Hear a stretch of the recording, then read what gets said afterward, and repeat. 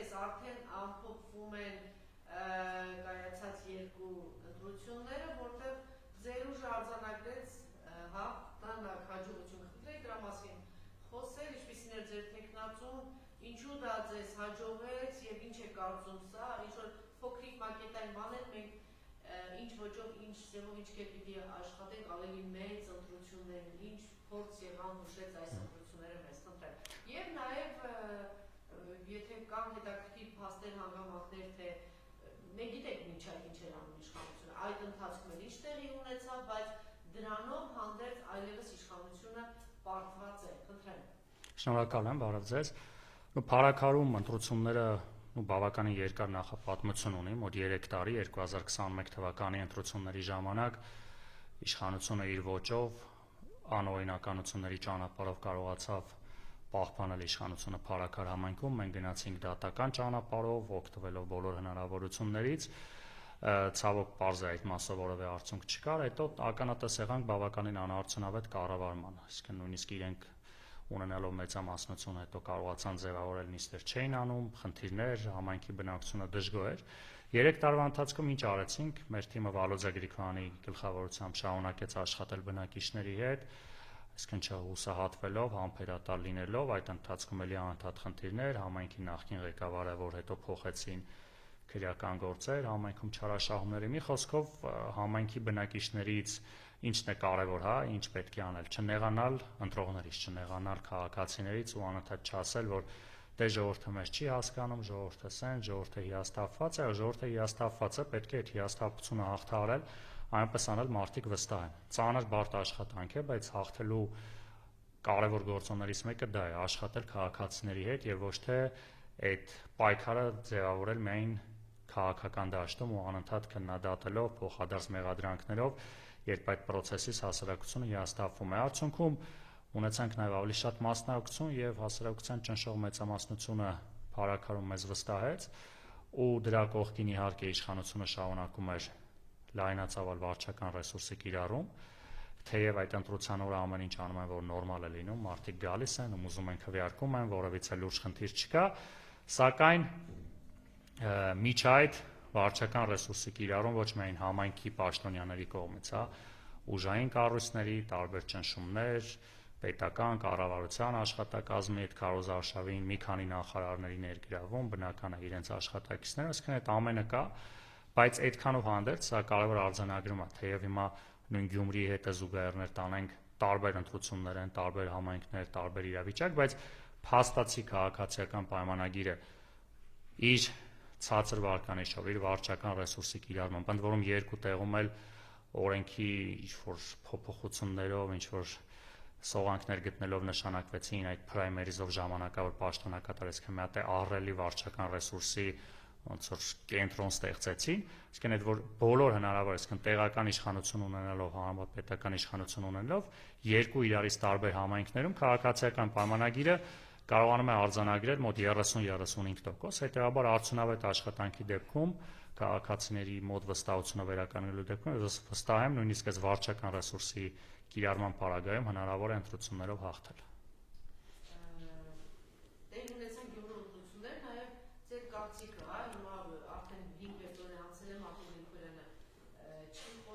Ամենամեծ հարվածը, որ ասում են ինքը տվեց այն է, որ այդ օրը տեղի ունեցած այդ ոգևորությունը, որ երկու համայնքում ընդդիմությունը տապալել է ԿՊ-ին, մի տեսակ խամրեցնում է, համաձայն եք դրա հետ թե ոչ, եւ չգիտեմ կոչ ունեք անելու թե չէ, որովհետեւ բարեբախտաբար մի լավ բան է ձևավորվում, որ այսպես ասած ընդդիմությունը ազգային թևի մասին է խոսք ունենալով շատ հակասություններ, այնուամենայնիվ այսպես միասնականությամբ պայքարելու ինչ-որ բան է ձևավորվում։ Նպատակը այն է, որ կոնկրետ այս ուժին տապալել։ Վիճակը իհարկե բավականին բարդ է, որովհետև գաղտնիք չէ, որ բացի քաղաքականից նաև անձնական հակասություններ կան, որոնք իհարկե քաղաքական տեսանկյունից կարող ենք ասել, դե չպետք է այդ գործոնը հաշվի առնենք, բայց ունենք այն ինչ ունենք։ Հիմա Գյումրիում ստեղծված իրավիճակում անձնական, միջև կլանային, քաղաքական բոլոր գործոնները հաշվի առնելով միջև այսօր չկա հստակություն, թե Գյումրիում ինչ է լինելու։ Բայց այն որ այս իրավիճակը ստեղծվել է Գյումրիում, այսինքն ԿՊ-ն չի հաղթել, ընդդիմադիր ուժերը միասին կարողանում են իշխանություն ձևավորել, անկեղծ ասած, տենց որ ֆանտաստիկ սցենար չէր, այսինքն այդ հավանական սցենար էր, որը ես կարծում եմ, որ քաղաքական ուժերը երբ որ մասնակցում են ընտրություններին, հետընտրական սցենարները պետք է հաշվեն։ Այսինքն այս ֆանտաստիկ իրավիճակ չի ստեղծվել, որ մի քանի ուժով հիմա միավորվելով կարող են ԿՊ-ին հաղթել։ Այդ պարզ բավականին տրամաբանական սցենար է տեղի ունեցել։ Չէ, ուզում եմ, այս սցենարը տենց շատ ֆանտաստիկ չէր, որ մի քանի, հետեւաբար նախորդ այս սցենարները իմանալով պետք էր հասկանալ, որ սցենարի դեպքում ինչ պետք է անել ու լուծում տալ բավականին կարճ ժամանակում, այո, քանի որ նաև Գյումրիում ԿՊ-ի պարտությունը չեմ ասում պետք է գերագնահատել, բայց չպետք է թերագնահատել։ Առնվազն գոնե հասարակության մոտ մի փոքր ավելի հույս է առաջացնում, որ կարելի է հաղթել ԿՊ-ին, ընտրություններով հաղթել, հիմա անկախ process-ները ոնց կգնան։ Հետևաբար հույս ունեմ, որ միջև համայնքի ղեկավարի այդ ընտրության օրը կհաջողվի ինչ-որ համերաշխության մթնոլորտում գալ ընդհանուր հայտարարի եւ ոչ միայն երկու հանգամանք կարեւոր են, հա, ոչ միայն ԿՊ-ին հաղթելն է կարևոր, այլ նաեւ շատ կարեւոր է, որ համատեղ ջանքերով փորձել նաեւ Գյումրիի կառավարումը ստանձնել, որովհետեւ անկախ նրանից, որ այս ընտրությունները քաղաքական են, Գյումրին մի համայնք է, որտեղ բազմաթիվ խնդիրներ կան տասնամյակներով կուտակված եւ շատ կարեւոր է, որ ավականիում ընդգրկված ուժերը իրար հետ կարողանան ոչ միայն քաղաքական որոշումով ԿՊ-ին իշխանազրկել, այլ նաեւ համայնքը արդյունավետ կառավարել։ Ինչ որ կոչ ունեք անելու, թե այն ամենը կկազմեք, ես որ կհասունանայի կգնան այդ որոշման։ Հուսով եմ կգնա, կոչը սեն է, որ մաքսիմում ինչքան հնարավոր է այդ խնդիրները դնեն մի կողմ եւ փոխադարձ վստահության նաեւ մյուս կողմից էլ այն ճանապարհն որ դե ընդդիմության տեխնացուներից ով ամենաշատ ձայն է հավաքել, տենց սпасել, որ բոլորը միանան իրան, կարծում եմ դրա փոխարեն կարելի է նաեւ հավաքվել, քննարկել, նաեւ Շիրակի թեմի առաջնորդը հրապարակային պատրաստակամություն հայտնեց, դա էլ է կարեւոր։ Շիրակի թեմի առաջնորդը երեք առաջորդ փորձել է հանդիպել Մարտուն Գրիգորյանի, չի ստացվել։ Էլ եմ ասում, իրավիճակը բարդ է, բայց այս բարդ իրավիճակում բարդ լուծումներ են պետք ու համբերատար, շատ կարևոր է, որ հասարակությունը չհիասթափվի, այսինքն այդ ողջավորությունը, որ գնաց, այսինքն այդ երկու, նաև շատ կարևոր արձանագրենք, մոտ 2 անգամ ավել ընտրողների մասնակցություն եղավ, այսինքն մարդիկ գնացին ընտրության, որոշեցին, որ իրենց ձայնով իշխանություն փոխեն Գյումրիում։ Հիմա այդ process-ը պետք է լինի այնպիսի հանգուցալուծում, որ մարդիկ այդ ողջավորությունը շարունակեն նաև համապետական ընտրությունների ժամանակ։ Շատ լավ, այդ թեմաների մասին, հա, խոսենք, նախ ինչ վիճակում է հիմա ապրելու երկիրը, դե ձեր աջակիցը, ղեկավարը, փակված է, դա ինչքանով է խանգարում ձեր աշխատանքներին։ Ռուբեն Վարդանի բանտարկությունը մեծ ողբերգություն է, անկախ նրանից կուսակցության հետ իր առնչությունը, ընդհանրապես բոլոր մեր հայրենակիցների Բաքվի բանտում գտնվելը ուղղակի սարսափելի է, հետևաբար կուսակցության հետ կապը մեծ ընկերություն է, այդ ամեն ինչը շատ փոքր գործոն է, անկախ նրանից թե այդ մարդիկ ինչ կապ ունեն, հա, քաղաքական, որովհետև Ռուբեն Վարդանի նվիրումը հայրենիքին բազմիցս ենք ականատես եղել, անկախ իր քաղաքական վերջին ակտիվությունից։ Իհարկե կուսակցության համար նաև հոգեբանորեն է դժվար, քանի որ նաև այս փուլում մեր համար շատ առաջնային է գերիների վերադարձով մեր ակտիվությունը, բայց մյուս կողմից էլ նաև մեզ ավելի մեծ պարտավորություն եւ ավելի մեծ ուժ է տալիս, որովհետեւ մենք այլ ճանապարհ չունենք, քանի մա ավելի ուժեղ լինենք առաջին հերթին հենց Ռուբեն Վարդանի եւ մյուսների վերադարձի համար։ Կուսակցությունը համայնքներում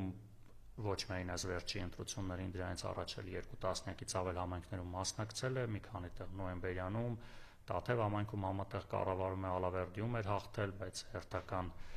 ապօրինություններով իր ապահամակարգի աջակցությամբ խլեցին իշխանությունը, բավականին ակտիվ ենք մարզերում եւ հաջորդ կարևոր կետը խորհրդարանական ընտրություններն են ու հերթական, եթե հիմա ինչ-որ ֆորս մաժոր լինի արտահերթ։ Կարևոր կետի եկավ։ Ես առաջին հարցն եմ դրանից սկսեցի։ Այն ամենակարևոր հարցը կարծում եմ որ շարունակել, չհիասթափել, չհոգնել ժողովրդից եւ համախմբված հանդիմությունը գնա եւ վստահ եք որ հաջողությունը կլինի։ Շատ կարևոր է նախ քաղաքական դաշտում միշտ երկու թեզ է գնացել ուղղված հասարակությանը, հա, որ հիմնականը որտեղ ընտրություններով հնարավոր չէ իշխանափոխություն անել, եկեք գնանք փողոցային պայքարով։ Չհերքելով ու չթերագնահատելով այդ պայքարը, բազմիցս տեսանք նաև նախորդ տարի սրբազան շարժման ժամանակ, որ հասարակությունը համախմբվում է, բայց ցավոք չկա հանգուցալուծում։ Հիմա տարբեր պատճառներով այդ հանգուցալուծումը տեղի չի ունենում։ Դրա շրջանակներում կարևոր է արձանագրել նաև երկրորդ արդյունավետ ճանապարհը, դա ընտրություններով իշխանափոխությունն է, եւ առնվազն այս պահին, եթե ֆորս մաժորներ չլինեն, պետք է նաև հասարակության հետ միշտ լինել անկեղծ, չտանել պատրանքների։ Առնվազն այս պահին process-ները գնում են դեպի հերթական ընտրություններ։ Հիմա իհարկե լավ կլինի սխալվենք, արտահերթ ինչ-որ բաներ լինի, քանի որ այս իշխանության յուրաքանչյուր օրը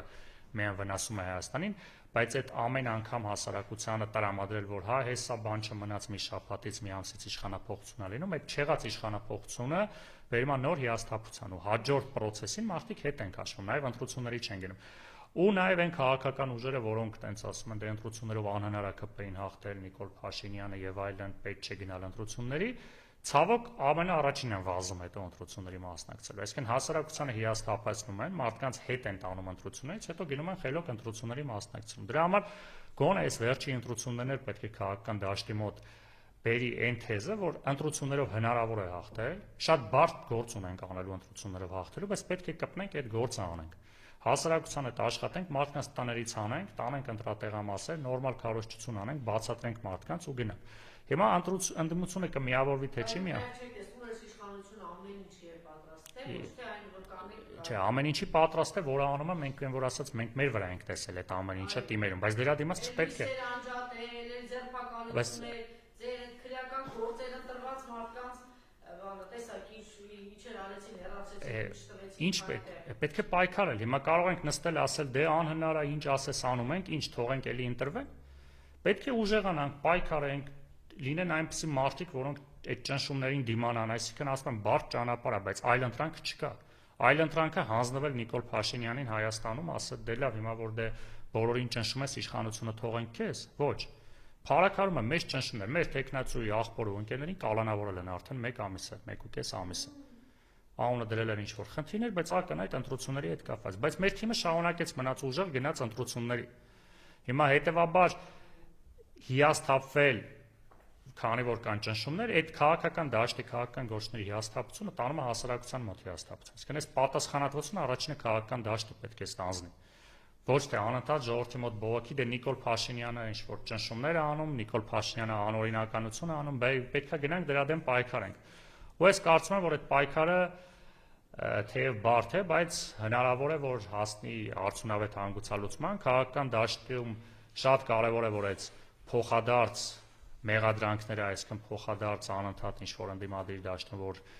Նիկոլ Փաշինյանի թիմին թողած փոխադարձ մեղադրանքներով են հանդես գալիս, ու մի երկրորդ կարևոր թեզն է, որ հասարակության մոտ գեներացնում են էլի տանում են հիասթափության ընդդիմության միավորումն է։ Ընդդիմության միավորումը ցավոք շատ քիչ է հավանական։ Այսինքն ունենք այն ինչ ունենք։ Ընդդիմադիր դաշտում կան տարբեր ուժեր, տարբեր թևեր, տարբեր խմբեր, տարբեր գաղափարներ։ Հիմա նայեք, հերթական հիասթափությունն է։ Ամեն անգամ մենք տեսնում ենք, որ ընդդիմությունը չի ինչ անել։ Ոչ թե պետք է։ Չէ, եթե հիմա տեսեք։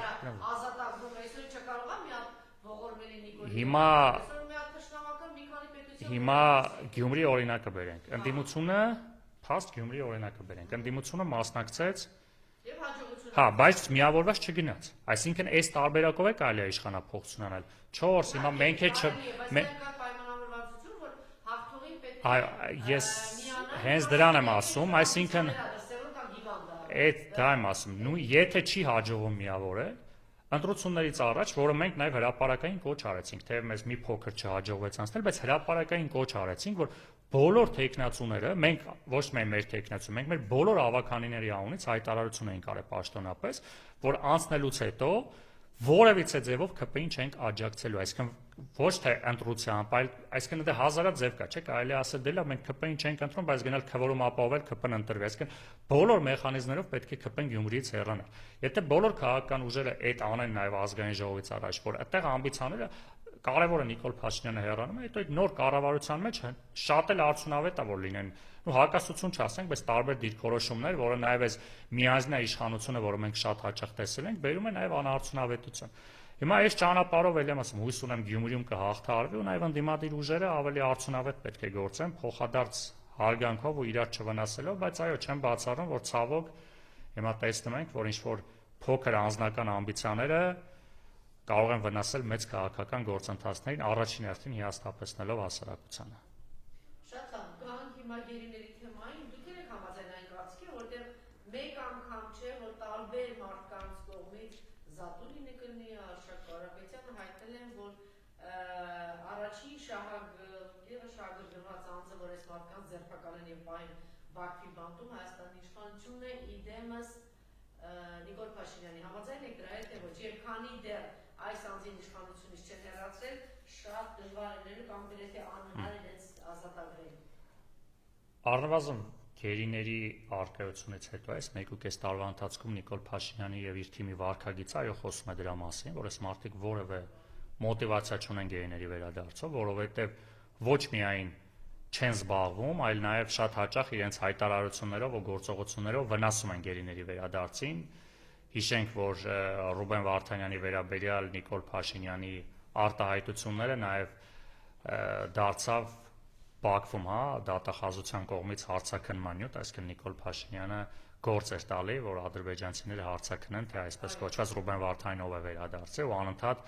այդ մասին են խոսում։ Ու մյուս կողմից էլ որ անընդհատ ինչ որ բաներ են պատմում, թե մենք լուր զբաղվում ենք, պետք չի վնասել, թողեք մենք աշխատում ենք, դրա երկու մասի բաժանենք։ Տեսականորեն այո, ենթադրենք մեր արտգործնախարարությունը Նիկոլ Փաշինյանը գաղտնի բանակցում է, դրա մասին չի խոսում, բայց դրա հետևանքն ուր է այդ միջազգային հարցն է, որ գնում ես միջազգային հանրության հետ գաղտնի բանակցում ես, բայց միջազգային հանրությունը ինչի չի խոսում դրա մասին, ինչի ճնշումներ չի գործադրում, պատժամիջոցներ չի կիրառում։ Հետաբար ակնհայտ է, որ Նիկոլ Փաշինյանի համար այս հարցը փակ է, ընդ որում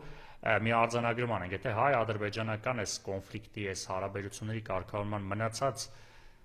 կետերը երկկողմանի են, սահմանազատում, այսինքն երկու կողմը ինչ որ սահմանի խնդիր ունեն, ճանապարհների բացում, երկու կողմը ինչ որ ճանապարհների խնդիր ունեն, որտեղ միջազգային հանրությունը ասում է դե իրար հետ եկեք փողզիջման համաձայնության գերիների հարցը ակնհայտ միակողմանի, այսինքն մենք չունենք գերիներ Հայաստանում, Ադրբեջանը դրա մասին չի խոսում։ Ընդ որում սա ոչ միայն հայ-ադրբեջանական խնդիր է, սա միջազգային բոլոր նորմերի խախտում է, էլի եմ ասում, սա ինչ որ ճանապարհի բացում չի, որ տես միջազգային նորմերի խախտում է, ճանապարհները ինչի են փակ, սահմանները ինչի գծած չեն։ Գերիների արկայությունը միջազգային նորմերի խախտում է, որտեղ միջազգային հանրությունը մեծ գործ ունի անելու։ Իսկ միջազգային հանրությունը առաջին հերթին պետք է Հայաստանի իշխանությունից ստանա այդ պահանջը, չէ՞։ Իսկ բազմաթիվ ՄԱԿ-ի բազմաթիվ հարթակներում առաջին հերթին մենք պետք է պահանջներ ներկայացնենք Ադրբեջանի դեմ ու խնդրենք միջազգային հանրությանը զբաղվի, բայց մարդիկ մեզ էլ եւ հրապարակային, ոչ հրապարակային հանդիպումներում ուղղակի եւ անուղղակի հասկացնում են, որ եթե ձեր իշխանությունը ձեր քաղաքացիների մասին չի մտածում, ինչ եկեք է մեզանից նեղանում կամ բան պահանջում։ Այսինքն համաձայն եք, Այո, որ իշխանությունը պիտի փոխել։ միանշանակ բազմիցս ասել ենք, անկեղծ լինենք, հարցը շատ բարդ է, որտեղ խոսենք, հասկանանք, որ գործ ունենք։ Դուք անամոթության բանը խոսում է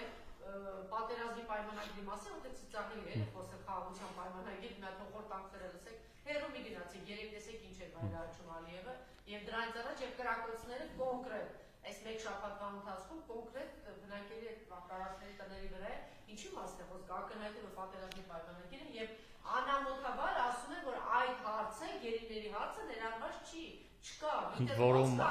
ոչ բանակների առաջին գերակա հարցը ոչ միայն ինքը պետք է պայմանագրի մաս դառնան, ընդհանրապես են պարզ բան է, թե անունը դրել եք խաղաղության պայմանագիր, հետո է դարձավ համաձայնագիր, այդ խաղաղություն բառը ենթադրում է, ոնց որ մեկը գերի վերցնի ինչ որ քո ընտանիքի անդամներից մեկին, sense պահի զենքը գլխին, ու դու այդ վիճակում այդ մարդու հետ sense սկսես ինչ որ այլ թեմա խոսաս, ասես լավ, դու տենց այդ գերին sense բռնի, մենք իրար հետ բան ենք քննարկում։ Ինչ որ քննարկենք բիզնես անենք, քննարկենք ինչ որ համատեղ եսեմ ինչ անենք, այդ ուղղակի որ ասած ոչ մի հարթության մեջ տրամաբանություն չկա։ Այս հարցը ոչ թե պիտի դառնա պայմանագրի մաս, այս հարցը պիտի դառնա նախապայման։ Այսինքն, Գետ ջան, եթե դու խաղաղություն ես ուզում, այ միջազգային հանրությանը պետք է ասվի։ Եթե դու խաղաղություն ես ուզում, ոնց կարաս դու գերի ունենաս։ Այսինքն, այդ գերիների վերադարձը պետք է դառնար հայ-ադրբեջանական հարաբերությունների քննարկման նախապայման, որտեղ մենք ընդ հազարատ հարց ունենք։ Ինչու է շահագրգռված Նիկոլ Փաշինյանը, որ այս անձանց գերեվարել։ Իսկապես պայմանավորվածն անում, որ այս մարդիկ մեծ հեղինակություն ունեն, մեծ ազդեցություն ունեն եւ Նիկոլը վախենում էր, որ իրենց հեղինակությամբ եւ ազդեցությամբ կարող են Հայաստանում որոշակի տրամադրություններ փոխել։ Դրանով է պայմանավորված։ Ակնհայտ է, որ քաղաքական process-ներում այս մարդկանց ակտիվությունը հաճելի չէ մեմ ասած Նիկոլ Փաշինյանին, ու այսօր էլ մենք տեսնում ենք, որ արցախցիների բազմաթիվ խնդիրներ կան ու անկես լինենք, ցավոք այդ խնդիրների լուծումն էլ, այդ process-ն էլ, հա, այդ process-ն էլ ցավոք տենց մեծ առաջնորդություն էլ չունի Արցախի մնացած իշխանությունների կողմից, այսինքն այդ մարդիկ ինքնաբուխ ինչ որ այլ ձևերով են կազմակերպվում եւ այո, ստեղ Արցախի նախկին իշխանությունների արկայությունը, ովքեր ունեն ոչ թե ի պաշտոն էլ անձնապես բարձր հեղինակություն արցախցիների մոտ, այդ մարդիկ կարող էին առաջնորդնել նաև արցախցիների շահերի պաշտպանությունը եւ այս տեսանկյունից այո, Նիկոլ Փաշինյանը Արցախի հետ կապված ցանկացած երևույթ, ցանկացած process, ցանկացած անձից հեռու է ուզում մնա եւ այդ մարդկանց վերադարձը ես հույս ունեմ, որ օր առաջ այդ մարդիկ վերադառնալու են, ոչ միայն քաղաքական առումով են Նիկոլ Փաշինյանին վնասելու, այլ նաև շատ բաներ կա, որ այդ մարդիկ կգան ու կպատմեն, չէ։ Այսինքն այսօր որ Նիկոլ Փաշինյանը մեղադրում է այդ Արցախը, թե տենց գնացիք, էս արիք, եղաշրջում արիք, այսինքն ակնհայտ իրենք դրա համար հատուկ բաներ էին պահում, հատուկ շներ էին պահում, որ այս անձանց հեղինակազրկեն, վարկաբեկեն, այսինքն իրանք միայն մի ուղղությամբ չէ, որ այդ մարդիկ ակնհայտ է, որ Արցախի ոչ միայն վերջի իրադարձությունների սեպտեմբերյան Արցախի հանձնանալն է դեռ Լաչինի միջանցքի ժամանակվանից Նիկոլ Փաշինյանը ու իր թիմը ամբողջովին ձեռքերը լվացել է, այսինքն այդ ինֆորմացիան ես էլ եմ այդտեղ եղել, ականատես եմ եղել, որ Հայաստանի իշխանությունները Լաչինի միջանցքի փակվելու պահից ի վեր ուղղակի Արցախի իշխանություններին փոխանցել են, որ մենք ոչնչով չենք պատրաստվում զբաղվել։ Ձեր գլխի ճարը տեսեք, այսինքն դա դեռ մի տարի առաջ էր, 9 ամիս առաջ էր, միջև այդ Արայիկ Հարությունյանի հրաժարականը մնացած process-ները, այսինքն հետեւաբար ակնհայտ է, որ Նիկոլ Փաշինյանը նաև այս անձանց այստեղ չլինելը օգտագործում է նաև դա էլ բարոյապես ուղղակի անընդունելի է խոսել մարդկանց մասին, ովքեր չեն կարողանում պատասխանել, որ այդ մարդիկ կգան Նաև հանրությունը չնայած վստահ են, որ հանրությունը շատ լավ հասկանում է Արցախի հանձնման միակ մեղավորն ու պատասխանատուն ուղը, բայց փաստերով կներկայացնեն ու դրա դիմաց ԿՊԱ-ականները ոչինչ չեն ունենալու ասել։ Հանրությունը արդյոք հասկանում է, այս հանրությունն է նաև, որ այսօր այս հերոսական քայլի գնացած մարդիկ, որ սպասեցին մինչև Արցախի վերջին հայերը դուրս գան եւ մինչև վերջին պահը մնացել են արցախցիների կողմը, ինչ որ շնացիներ, շնաբարոներ, հայտարարություններ կոչեր էին անում այս մարդկանց գնդակահարեք բանտում եւ այդ շնացիները ունեին լսարան եւ այդպես տևական ժամանակ կարողանում էին ազդել։ Իմիջիայլոց դա միակը չի, հիմա մենք տեսնում ենք դեռ այդ խոսույթը կարողանա, դուք հասկանում եք, այսպիսի խոսույթ կարողանա հնչել, կարողանա տարածվել, սա նաեւ մեր բաց թողումն է, որ մենք ըստ արժանվույն չենք կարողանում այս մարդկանց գնահատել, թե ովքեր են ինչ են արել եւ ինչ ընդհանրապես սա ազգային ողբերգություն չի, ազգային համատարած նվաստացում է, դե չի կարող մեր հանրությանը հասցնել։ Ցավոք այո, իշխանությունը իր կեղծ ու լկտի քարոզչությունով կարողանում է ինչ-որ մարդկանց վրա ազդել, բայց մյուս կողմից էլ վստահ եմ, որ դա հասարակության փոքր մասն է, ուղղակի այս ագրեսիան այնքան sense լցնում են, որ թվում է, թե իրենք կարողանում են ազդեցություն ունենալ։ Այո, բոլորը դերն ունեն եւ ընդդիմությունը եւ նաեւ լրատվական դաշտը, որ այնպես անենք, որ հասարակության մոտ այս տրամադրությունները փոփոխվեն, բայց այո, իշխանությունը նաեւ ցավոք իր կեղծ ու այդ ահռելի քարոզչամեքենայով, ֆեյքերով, սոցցանցերով, ինչ չէ, նաև հենց իրենց դեմքով անընդհատ տարածում են այդ լուրերը, բայց ես վստահ եմ, որ պատմությունը իր արժանի պատասխանը կտա եւ այն մարդկանց, ովքեր որ Արցախում պայքարել են, այո, պայքարեն անընդհատ, որովհետեւ անկախ խոսքի սկզբում էլ նոր խոսեցինք, նաև Նիկոլ Փաշինյանի իշխանության հեռացումը մեր երկրի մարտահրավերներից գլխավորը չէ։ Մեր երկիրը բազմաթիվ մարտահրավերներ ունի եւ եկեք պատկերացնենք այնպես չէ որ Նիկոլ Փաշինյանի իշխանությունը գնաց վաղը բոլոր խնդիրները լուծվելու է։ Շարունակում ենք մենք ունենալ Ադրբեջանի պես ագրեսոր հարևան իր հայատյաց քաղաքականությամբ, բարդ տարածաշրջան, հետեւաբար մենք մեծ անելիք ունենք եւ այնպես չէ որ Նիկոլ Փաշինյանի հեռացումից հետո բոլոր խնդիրները մի ժամում լուծվելու են։ Այդտեղ Նիկոլ Փաշինյանի վարած քաղաքականության հետևանքում մենք տարիների աշխատանք ունենք այս մարտահրավերներին դիմակայելու, հետեւաբար ծանր աշխատանք ունենք անելու։ Դուք մասամբ խոսեցիք դրա մասին, բայց շատ կարևոր բան ասեցիք։ Հիմա տեսեք, իրենք ամեն ինչ անում են, որ գերիների թեման չարծարծվի, չխոսեն։ Ես այստեղ ոչ թե ինչ-որ բան եմ ասում, թերևս մեր լրատվամիջոցը եւս 1-2 լրատվամիջոց է կարևորում եւ ամենօրյա հարց է սա դարձնում եւ մոլորեցնելով հանրությանը, այդ մոլորության ծուղակի մեջ էին հայտնվել նաև հասարակական քաղաքական գործիչները։ Եկեք այդ թեմայով չխոսենք, բայց տեսեք, երբ որ Աղմուկ եւ Ռոբեն Վարդանյանի ընտանիքի կողմից, որդու կողմից, տեսեք ինչ բան անհանգիստ վիճակի մեջ է հայտնվում Ալիև եւ անգամ պատասխանել, չէ՞։ Սա մեկ անգամ եւս հուշում եմ, որ այդ ընտանիքը ճիշտ ճանապարհի վրա է եւ մենք ենք, մեր հանրությունը, քաղաքական գործիչները, ուժերը, հասարակական գործիչները, որ մոլորված են եւ սխալ ճանապարհի վրա են, որ սա ամենօրյա բան թեմա չեն դարձնում։ Շատ կարևոր է, որովհետև մենք էլ բազմիցս ասում ենք, որ այս աղմուկը պետք է շարունակվի։ Եկեք հիշենք, տեսեք, Ռուբեն Վարդանյանը գնաց ծայրահեղ քայլի, հացադուլ հայտարարելուց հետո եւ Հայաստանի հասարակական քաղաքական հանրության մոտ պարզ խոսենք, այդ մոտ այդ երկու շաբաթը դարձավ թիվ 1 քաղաքական օրակարգը, հանրության, նաեւ մեդիա օրակարգը, այս ուղղությունը մենք պետք է պահենք, անընդհատ խոսել մեր գերիներից, հիշեցնել այդ մասին, արդից օգտվելով մեկ անգամ եւս նաեւ մեզ էլ բազմաթիվ մարդիկ հարցնում են ինչով օգնենք։ Առնվազն սոց ցանցերում օրը մեկ անգամ գրառում արեք գերիների մասին։ Ուղղակի այդ մարդկանց նկարները, որ մենք ունենք գերիներ Բաքվի բանտում, այսինքն բոլորս գիտենք, չէ՞ որ Նիկոլ Փաշինյանն ու իր թիմը Facebook-ում եւ TikTok-ում են իրենց օրն անցկացնում։ Դրա համար անընդհատ մենք պետք է սոց ցանցերն ողենք, որ այդ մարդիկ էլ տեսնեն։ Ու նաեւ այն աղմուկը, որ Ռուբեն Վարդյանը այդ ծայրահեղ քայլին գնալով հացադուլ հայտարարով բարձրացրեց, ֆիքսենք, որ միջազգային հանրության մոտ էլ մի փոքր տեղաշարժ եղավ։ Եվրոխորհրդարանի որոշումները, ՄԱԿ-ի մարդու իրավունքների հանձնակատարի, այսինքն սա հեշտ չէ, այսինքն մենք պետք է շարունակենք այս պայքարը ու նաև պարզ խոսենք, Ալիևն էլ է շատ լավ հասկանում, ինչքան էլ այդ մարդը բռնապետ է, բայց ինքը շահ լավ գիտի, այդ ճնշումների դեպքում ինքը որոշակի զիջումների մեկ է գնալու է։ Իհարկե, դժվար վիճակ է, այստեղ Նիկոլի ցանկի Նիկոլի թիմի դեմ պայքարել գերիների Այս նաև Ադրբեջանի, Թուրքիայի դեմ, բայց կապ չունի։ Կարելի ասել է, այսպես ասած, այնպես մղձավանջային իրավիճակում մտքով կանցնի մեր քաղաքացիները Բաքվի բանտում գերի են, մենք փոխանակ պայքարենք Բաքվի իշխանությունների դեմ, մենք գնում ենք բողոքում ենք, հա, ցույց ենք անում Հայաստանի կառավարության դեմ։ Այս աբսուրդ է, իսկ մենք գնում ենք Հայաստանի կառավարությունից, պահանջում ենք, որ Հայաստանի կառավարությունը իր քաղաքացիներին պաշտպանի, երբ որ Հայաստանի կառավարությունը պետք է այդ ակցիաները կազմակերպի Սփյուռքում, միջազգային կառույցների մոտ, միջազգային դերակատարների մոտ, այս ուղղակի նաև ոչ միայն Բաքվի բանտում գտնվող գերիների արկայությունն է մեր արժանապատվության նվաստացումը, այլ նաև նվաստացում է, երբ Հայաստանի քաղաքացիները, քաղաքական ուժերը գնում են Հայաստանի իշխանությունից, խնդրում են, պահանջում են, որ գերիներով զբաղվի, այս նաև միջազգային հանրության մոտ ենք, որ նվաստանում, թե ձեր իշխանությունը ինչպես է վերաբերվում իր հայրենակիցներին, սա նաև մեր ազգի, մեր պետության մասն է խոսում, բայց մյուս կողմից նաև միջազգային հանրությունն էլ պետք է հասկանա, որ Հայաստանի Հանրապետությունը դա Նիկոլ Փաշինյանը չէ, դա հայ ժողովուրդն է, այս մեկ Այո, բայց հայ ժողովուրդը գոնե գերիների հարցով հայ ժողովուրդը նորից կոչ եմ անում, պետք է ցույց տա, որ մենք պատասխանատու ենք այս մարդկա, անընդհատ խոսել ու նաև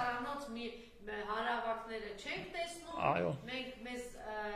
ցավոք սրտի չենք կարող համեմատել Իսրայելի ժողովրդի հետ, որ հաղթարշավը տոնելով թշնամի ըստ իրենց, այս թշնամու այսպես հողին հավասարացնելով քաղաքները գնում է առաջ, բայց 100,000 մարդ դուրս է գալիս, ասում է կապ չունի գերիների բերել։ Ու նաև լրատվամիջոցներին մեկ անգամ եւս շնորհակալ եմ բոլոր այն լրատվամիջոցներին, ովքեր այս հարցը բարձրացնում են, անընդհատ խոսում են, նորից խնդրում եմ, կոչ եմ անում,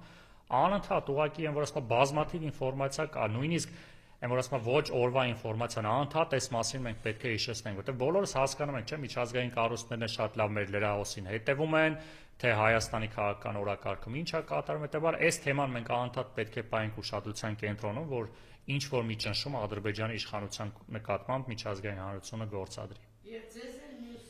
ուժերին էլ չնայել 5 հոգով կլինի 10 հոգով, 100 հոգով այդ պայքարը դառնա ամենօրյա։ Անպայման ու նաև մենք